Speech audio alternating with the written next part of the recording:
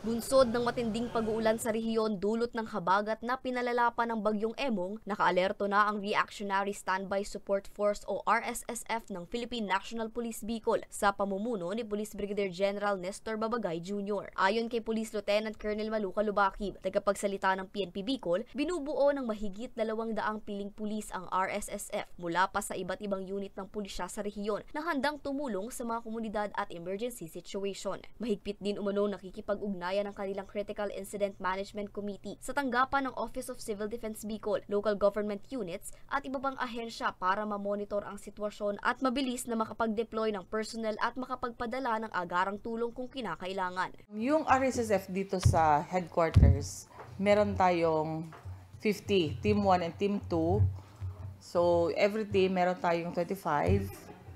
So, sila yung mga standby support force na anytime na yung mga police stations natin or yung mga PPO na kailangan ng augmentation team, meron tayong madaling ipadala.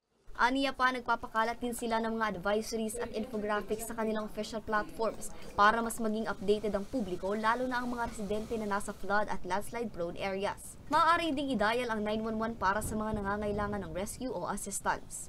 Kung sa preparation naman, yung mobility asset natin, yung salination truck, naka-standby na dyan. So SOP po sa amin during calamities, manpower and mobility asset, ready na po yan. And we have the CIMAT team here, yung Critical Incident Monitoring Action Team natin, na kung saan 24/7 sila nagbaman kung ano ang ganap dito sa Bicol Region. And sila yung nag-update sa atin every 2 hours. 3 hours.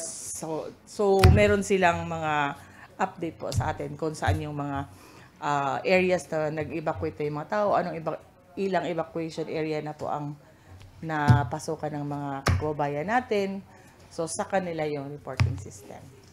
Sa ngayon, nakapreposisyon na ang lahat ng resources ng bawat field units tulad ng mobility assets para magbigay alalay sa publiko.